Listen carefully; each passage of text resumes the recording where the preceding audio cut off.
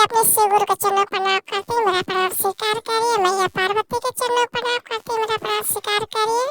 साहिब या साहिब दीदी के चरणों पर प्रणाम करती हूँ, मेरा प्रणाम स्वीकार करिए। सभी गुरु भाई गुरु बहन के चरणों में प्रणाम करती हूँ, मेरा प्रणाम स्वीकार करिए।